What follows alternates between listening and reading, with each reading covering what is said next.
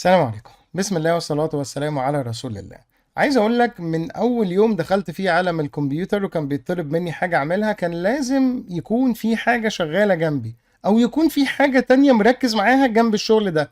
يعني المهمة المطلوبة مني دي ما بديلهاش تركيز 100%، في جزء من ال100% ده لحاجة تانية.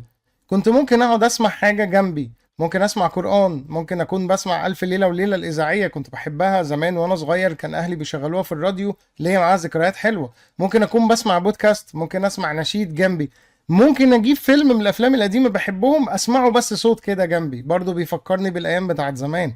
كل ده عايز اوصل لك ان في ناس لازم تلاقي حاجة جنبهم جنب الشغل اللي بيعملوه. في واحد بيكون على الشاشة التانية فاتح الواتساب مستني حد يبعت له حاجة وهو شغال بيكتب كود.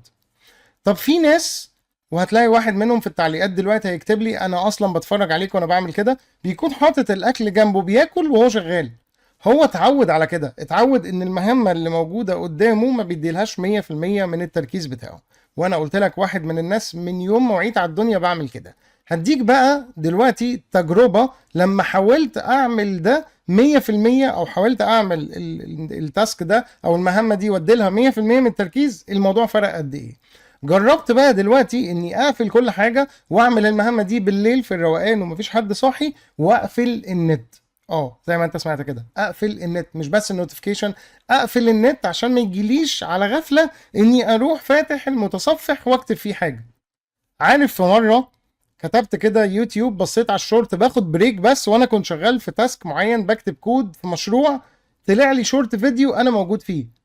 يعني بالصدفة كده طلع جزء من لايف عملته مع واحد من اصحابي، وبيتكلم عن حتة كده معمول بشكل لطيف، فاتسرحت معاه شوية ورحت عملت الحركة الغبية اللي ناس كتير جدا بتعملها وانا اولهم، رحت فاتح التعليقات، لقيت تعليق مستفز، رحت باصص على الريبلاي اللي على التعليق بيدافع، رحت باصص على الريبلاي اللي على الريبلاي، ورحت اندمجت في الخناقه معاهم. عايز اقول لك انا نسيت انا كنت بعمل ايه، نسيت انا وصلت لفين وايه اللي كان في دماغي، عشان المشتتات موجوده حواليك بتشدك وتطلعك من اللي انت بتعمله.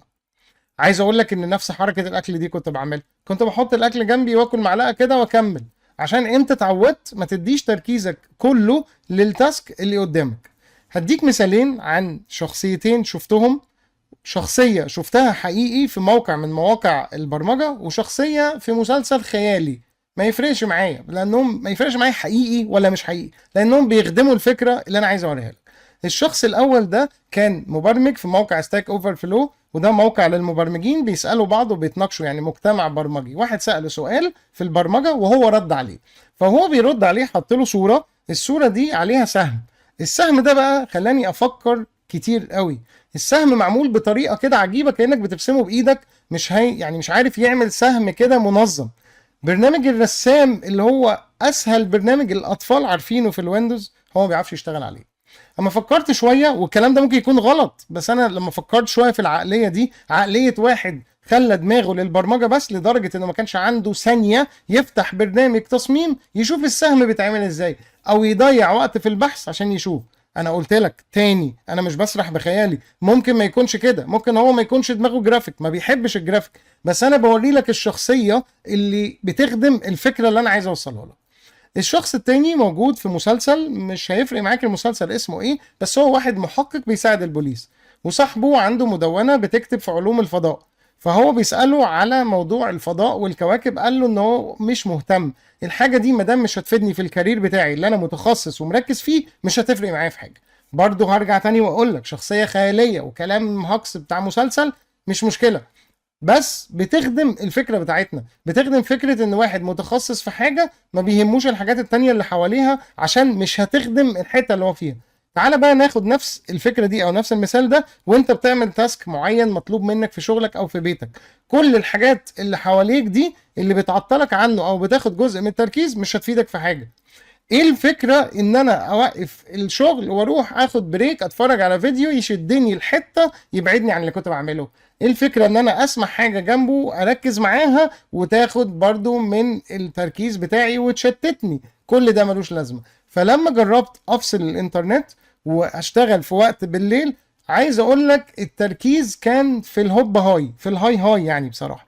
بس انا حسيت باحساس غريب، حسيت ان انا ازاي هادي كده، والمفروض في حاجه تاخد من تفكيري، مش متعود على كده، مش متعود انك تدي تركيز 100% لمهام معينه. فصدقني لو جربت تعمل كده هتلاقي الحياه اختلفت معاك. اقول لك على حاجه، الموضوع بس مش في التاسكات او المهام اللي انت بتعملها، الموضوع في اي حاجه في الدنيا بتعملها في حياتك.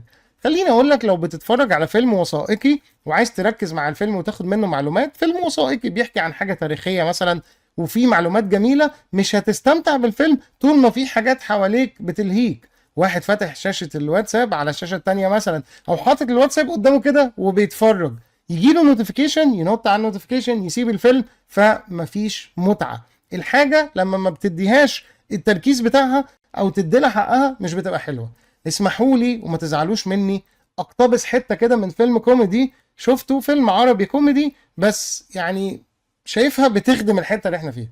كان في واحد ممثل قدير كده مش عارف اسمه والله، وكان بيضحك، فالممثل تاني قطعه، ويعني قطعه في الكلام، قال له انت بتضحك؟ قال له استنى يا اخي لما اكمل الضحكه. انا وقفت شويه افكر في الحته دي، هو فيلم عبيط وحته عبيطه، بس انا وقفت افكر في كلامه شويه. الراجل بيقول له استنى لما اخلص الضحك.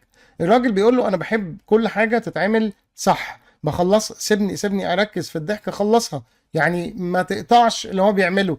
الراجل ملتزم بحاجه بيعملها للاخر. تخيل بقى لو انت الموقف العبيط بتاع الفيلم ده، حاول نفس الفكره دي تطبقها في حياتك. انا عندي تاسك، معلش استناني اما اخلصه، استنى اما اخلص الحاجه الاخيره، لا ده في نوتيفيكيشن واتساب اروح اشوفها، قطعت المهمه بتاعتك او قطعت الحاجه اللي انت بتعملها. طب ابص بص على اللعبه، اصحابي بيدخلوا دلوقتي في الايفنت في الجيم الاونلاين، بصه سريعه عليهم، طب الم الجوائز اليوميه وارجع، يعني مش هيجرى حاجه. خرجت من التاسك بتاعك، دي مشكله. خلي بالك اللي انا بقوله لك ده مختلف عن البريك. البريك بيبقى منظم وانت متفق مع نفسك عليه، متفق ان انا عندي تاسك معين هقعد ساعتين واخد بريك ربع ساعه وساعتين، ده اسمه بريك منظم، انت اللي حاطه. تمام كده؟ تمام. لكن الحاجات اللي بتطلعك المشتتات والملهيات اللي في النص دي مش بريك، دي حاجات بتشدك من اللي انت بتعمله.